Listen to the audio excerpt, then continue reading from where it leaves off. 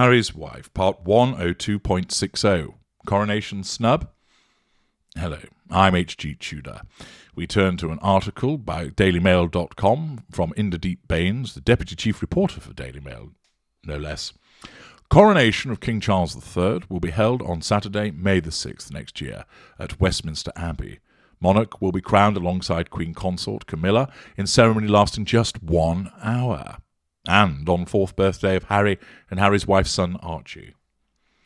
King Charles's coronation will take place on May 6 next year, with the Queen Consort being crowned alongside him, Buckingham Palace has revealed.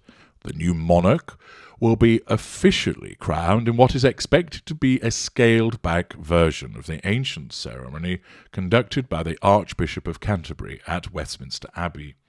King Charles, 73, is said to want a more modest affair than is tradition, with the event being cut down to less than an hour, the guest list slashed by a 3/4, and a less formal dress code. The coronation will reflect the monarch's role today and look towards the future, while being rooted in long-standing traditions and pageantry, the palace confirmed as it revealed the date. The announcement comes amid much speculation that the momentous occasion is being slimmed down amid the cost of living crisis and to make way for a more streamlined modern monarchy.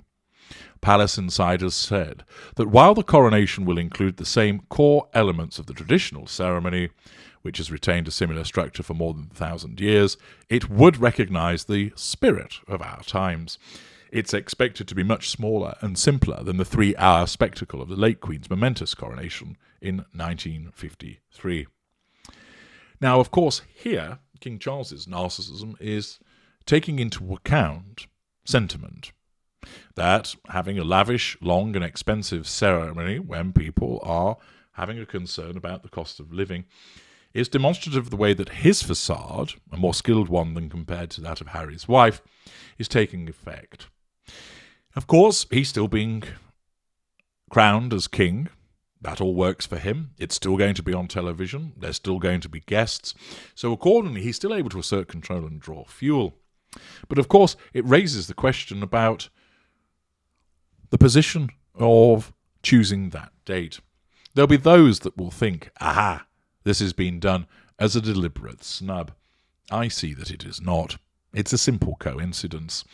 The fact is, the coronation has to take place at some point next year, and eventually, you look at it, it's going to perhaps fall on somebody's birthday, somebody's anniversary, someone somewhere within the royal family, and it just so happens that it'll be Archie's birthday. Remember, it's not necessarily the case that Harry and Harry's wife will be expected as non-working royals. Whilst it is his father that's being crowned, it doesn't necessarily follow, of course, that Archie would be there anyway, and could be enjoying his birthday with the parental trees in the Californian sunshine. Whilst it might be seen that a narcissist would decide, I'm going to overshadow my grandson's birthday by placing my coronation on that date, of course, some narcissists would behave in that fashion and wouldn't give a fig. I'm first, don't care about your birthday. Crowning a king's far more important, you'll get another birthday next year. However, in the scheme of things, there are other matters that Charles would be focused on, rather than thinking, I know I'm going to cause a problem for Harry's wife by snubbing her child's birthday. It's not something that Charles's narcissism would lead him to do, and it is a coincidence. That all stated, of course, Harry's wife, seeing it through the lens of her paranoia, will likely deem it as some kind of snub. It is not an intended one. Charles has got bigger fish to fry than causing a snub to Harry's wife. He can do that more effectively in other ways. Watch this space. And he certainly has no interest in causing a problem towards young Archie. At the end of the day, his thought process might actually be, well, I'd quite like to see my grandson, and it might be the case that they will be in the country to attend the coronation so I can see them. And therefore, it might be that he's doing it to assert control by trying to ensure that they're all there, and not to overshadow. Nevertheless, as I state, from Harry's wife's perspective, she is not going to view it in such favourable terms. The fact is, she has no interest in the coronation other than what it can do for her. It's about somebody else in the same way that the funeral was. And her narcissism at the appropriate time will need to take steps to bring the attention back onto her to assert that control and draw fuel.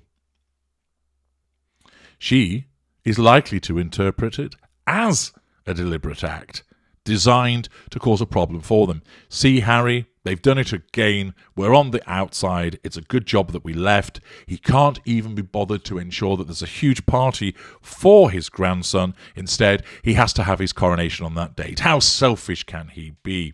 This is typical of the behaviour that we've come to expect. Because the event is about somebody else, and when she learns this news that it's taking place on her son's birthday, her narcissism will utilise that as viewing it as a snub, a threat to control, and will then cause her to have to triangulate other people with the event to say, see, he's done it on purpose. Fancy having a go at a little poor ginger-haired child on his 4th birthday that his granddad is more fixated with being crowned than allowing him to have his birthday. She will use it to triangulate and as a pity play, to nullify the threat to control of the news of the coronation taking place right now. She will moan and complain about it. She will use it to validate the position and stance that she has adopted vis-à-vis the royal family.